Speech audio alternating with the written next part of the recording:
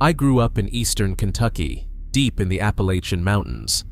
If you've never been there, it's hard to explain. The mountains aren't like the Rockies. They're older, wilder. The forests are so thick that some places barely see sunlight, and the people who live there have a lot of rules. Rules that outsiders usually laugh at. Things like, don't whistle at night, don't answer voices coming from the woods, and if you hear someone calling your name from the mountains, make sure you know who's calling before you answer. I never believed any of it. At least not until the summer I turned 23. That's when I met the Whistling Man, or whatever it was. It started when my uncle died. He owned a small cabin on Black Ridge. The place had been in our family for decades. After his funeral, I volunteered to spend a weekend up there, cleaning everything out before the property was sold. Nobody else wanted to do it, especially after dark. When I told my grandmother where I was going, she looked uncomfortable. Really uncomfortable. Then she asked a strange question. "You're not planning on staying after sunset, are you?" I laughed. Told her I wasn't a kid anymore, that I'd be fine. She didn't laugh back. Instead, she said something I'd never heard before. "If you hear whistling after dark, don't whistle back." That was it. No explanation, no story, just a warning. The drive up the mountain took nearly 2 hours. The farther I went, the worse the roads became. Eventually, pavement turned into gravel. Then gravel turned into dirt. By the time I reached the cabin, there wasn't another house in sight. Just trees. Endless trees. The cabin itself looked exactly as I remembered. Old, weathered, quiet. The kind of place that creaks even when there's no wind. I spent most of the day cleaning, sorting through boxes, moving furniture, throwing away old junk. The work took longer than expected. Before I realized it, the sun was setting. The mountains changed immediately. 1 minute, everything was orange and gold. The next, shadows swallowed the forest. Darkness comes fast in Appalachia, faster than most people realize. I considered leaving, but I was exhausted, and the thought of driving those roads in the dark wasn't appealing. So, I decided to spend the night. Around 10 o'clock, I stepped onto the porch. The air was cool. The forest was completely silent. Not peaceful, silent. The kind of silence that feels wrong. Then I heard it. A whistle. One long note. Somewhere in the woods. I froze. The sound wasn't particularly frightening. It sounded human. Like somebody casually whistling. I listened. Nothing. Then it came again. A little closer. I remember smiling. Probably another hunter. Maybe somebody hiking nearby. Then I remembered my grandmother's warning. If you hear whistling after dark, don't whistle back. Suddenly, it didn't seem quite as funny. I went back inside, locked the door, told myself I was being ridiculous. A few minutes later, the whistle returned. This time it was much closer. Close enough that it sounded like it came from the edge of the clearing. I looked through the window. Nothing. Just darkness. The whistle came again. Exactly the same note. Exactly the same length. Then something strange happened. It answered itself. A second whistle echoed from farther away, almost identical, like two people communicating. The first whistle sounded again, then the second, back and forth,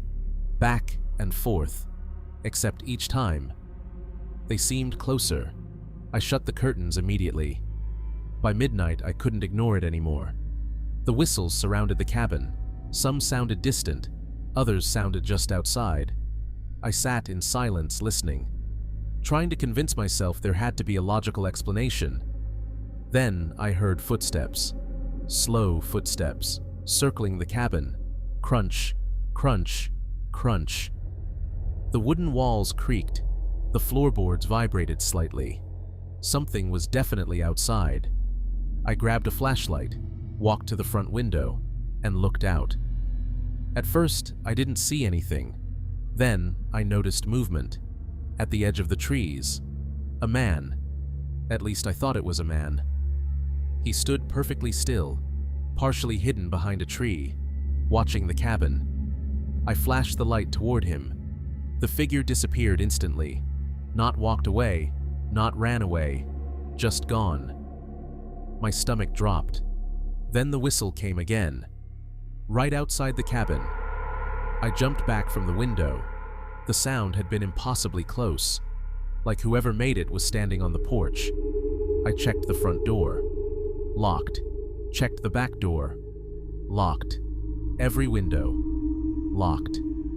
The whistles continued for another hour, sometimes near, sometimes far away, never stopping. Then suddenly, everything went quiet. Completely quiet. And somehow that was worse. I must have fallen asleep eventually, because the next thing I remember was sunlight coming through the curtains. For a moment, I convinced myself the entire thing had been my imagination, until I opened the front door. There were footprints, hundreds of them, circling the cabin. The strange part? Every set of tracks stopped at the tree line. None led deeper into the forest. None led away. They simply ended, as if whoever made them had vanished. I packed my things immediately, loaded the truck, and left. Later that day, I told my grandmother everything. The whistles, the figure, the footprints. She listened quietly, then nodded, like she'd heard it all before. Finally, she said something I'll never forget. "You're lucky it only wanted you to hear it." I asked what she meant. She never answered. To this day, I don't know what was outside that cabin. Maybe it was a person, maybe it wasn't. But every now and then, late at night, I'll hear a whistle outside my house. Just one note, long and slow. And no matter how curious I am, I never whistle back.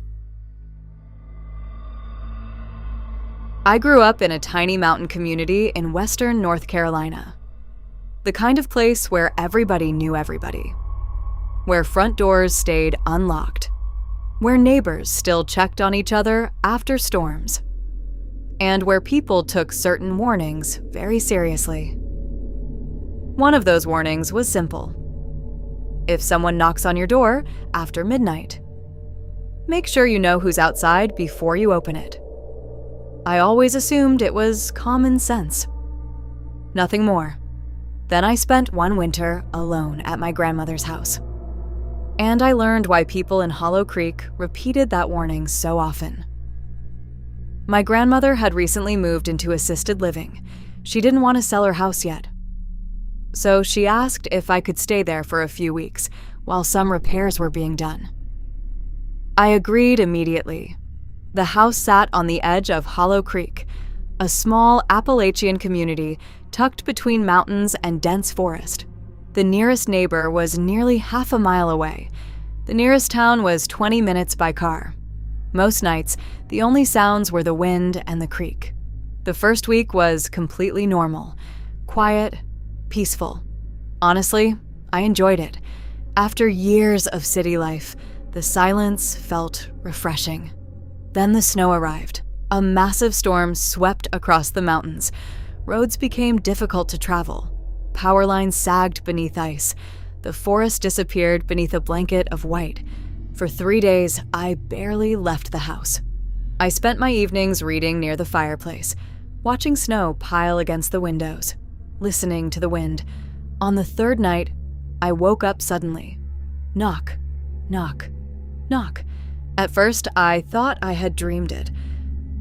The house was dark. The fireplace had nearly burned out. The clock beside my bed read 1:17 a.m. Then I heard it again. Knock, knock, knock, coming from the front door. I sat up immediately. My first thought was that somebody needed help. Maybe a stranded driver, maybe a neighbor. The weather had been terrible. I grabbed a flashlight and walked downstairs. The knocking stopped. I looked through the front window. Nothing. The porch was empty. The yard was empty. the snow-covered road beyond the house was empty. I waited for several seconds. Still nothing. Eventually, I went back upstairs, feeling embarrassed, convincing myself the wind had caused the sound. Then, the knocking returned. Knock, knock, knock. Exactly 3 knocks, exactly the same rhythm. This time, it sounded louder. Closer. I hurried back downstairs. Again, nobody was there, but something caught my attention. The snow on the porch was untouched, perfectly smooth. If someone had been standing outside the door, there would have been footprints. There weren't, not a single track. I locked the door and returned upstairs, trying not to think about it. Around 2 a.m, the knocking came again. Knock, knock, knock. This time it came from a different part of the house, the kitchen door. My stomach tightened. The kitchen entrance sat at the back of the house, facing the woods. I slowly walked through the dark hallway, flashlight shaking in my hand.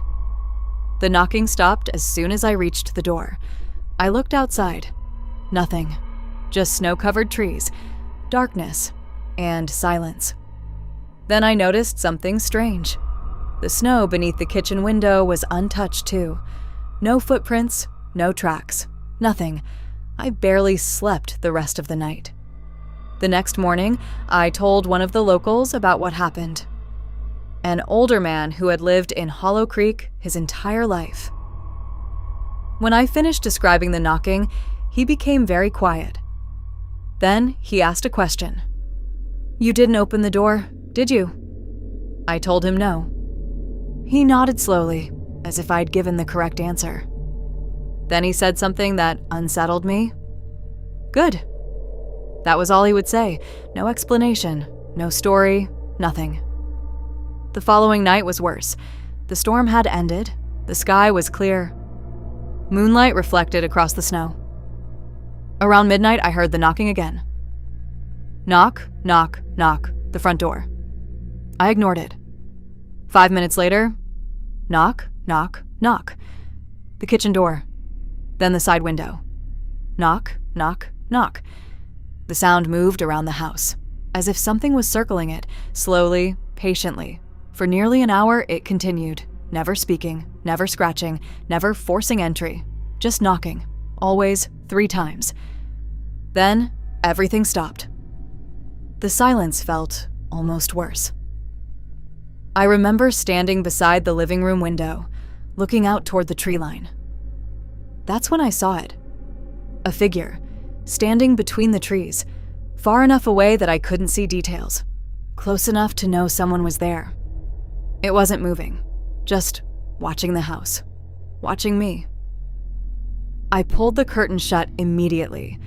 The next morning, I packed my belongings. I didn't care how bad the roads were.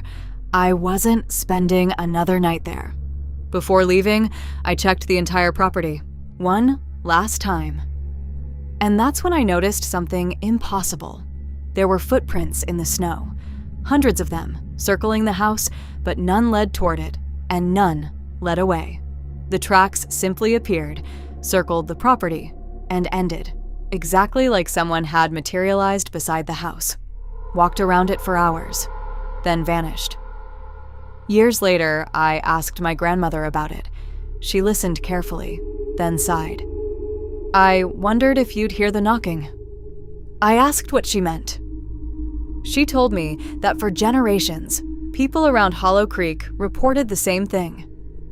3 knocks after midnight, no footprints, no visitors, no explanation. Most people ignored it, some moved away, a few opened the door.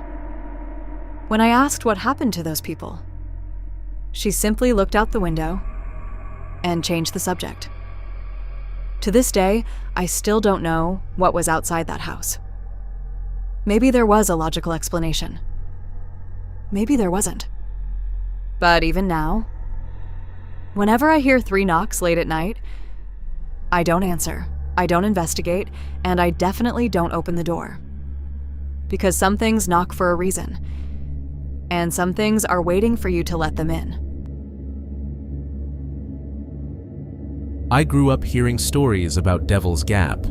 Every mountain town has a place people avoid. Some old mine, an abandoned church, a forgotten road. For us, it was Devil's Gap, a narrow mountain pass that cut through hundreds of acres of untouched forest.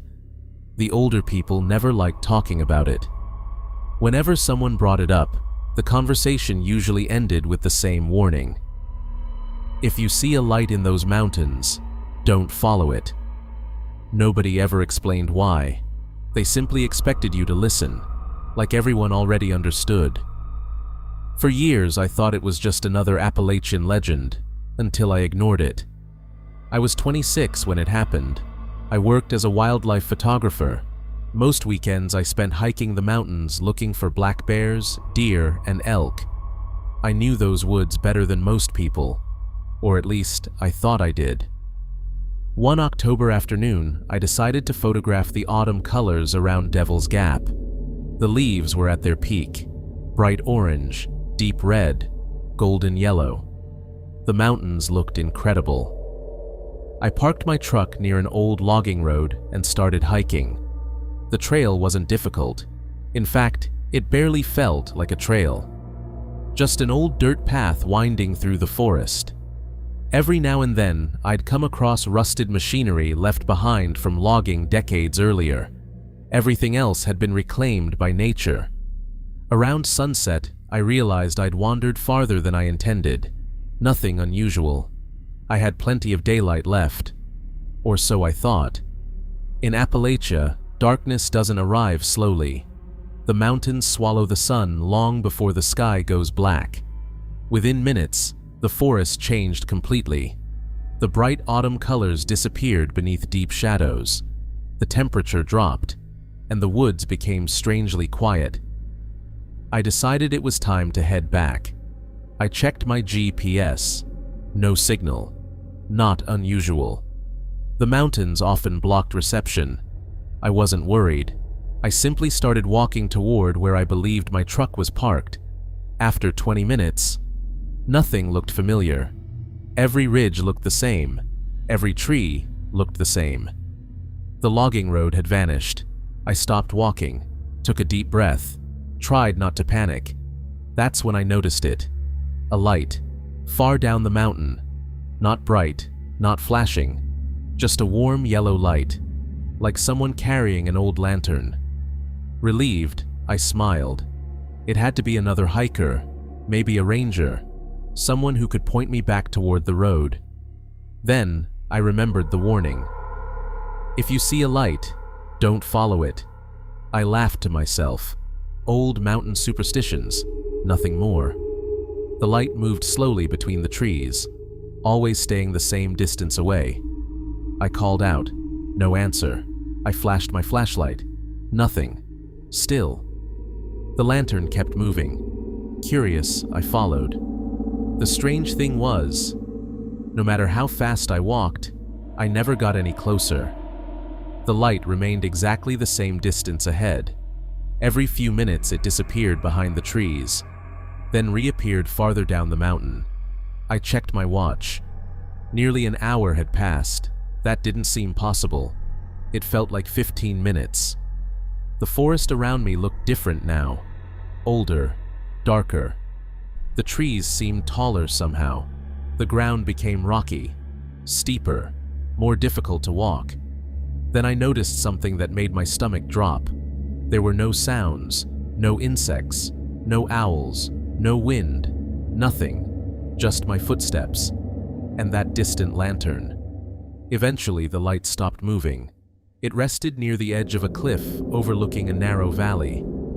I finally thought I'd caught up, but when I reached the spot, there was nothing there.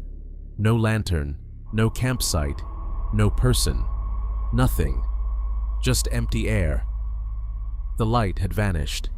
I stood there completely confused. Then I looked down. One more step, and I would have walked straight off the cliff. The drop had to be over 200 feet. My legs went weak. Had I kept following that light for another few seconds, I wouldn't be telling this story. I backed away immediately. trying to calm myself, trying to understand what had just happened. That's when I heard something behind me. Footsteps. Slow, deliberate, crunching through dry leaves. I spun around. Nobody. The footsteps stopped. I waited. Silence. Then, another light appeared, this one much farther away, on the opposite side of the valley. Then another. Then another. Within seconds. There were dozens of lights scattered across the mountainside. None of them moved. They simply hung there between the trees, watching. I don't know how else to describe it. It felt like they were watching me. I turned and ran. I didn't care where. I just ran. Branches whipped my face. I slipped twice, lost my camera, dropped my backpack. None of it mattered. Nearly an hour later, I stumbled onto the old logging road. My truck was exactly where I'd left it. When I climbed inside, I noticed the dashboard clock. It was after 2 in the morning. I couldn't understand it. I'd entered the forest just before sunset. To me, only 2 or 3 hours had passed. The next morning, I returned with 2 friends to look for my camera. We found the place where I'd been taking photographs, but we never found the cliff, or the clearing, or the backpack I'd dropped. It was as though that entire section of forest no longer existed. A few days later, I mentioned everything to an elderly man who'd lived near Devil's Gap his entire life. He listened without interrupting. When I finished, he simply nodded. Then, he said something I'll never forget. "The mountain showed you where not to go." I asked him about the lights. He smiled sadly. "They've been leading people into those woods longer than I've been alive. To this day, I still hike the Appalachians. I still photograph wildlife. I still love those mountains. But I've never gone back to Devil's Gap, and if I ever see another lantern glowing between those trees, I'll turn around, no matter how close it looks, because sometimes the safest path is the one that leads away from the light."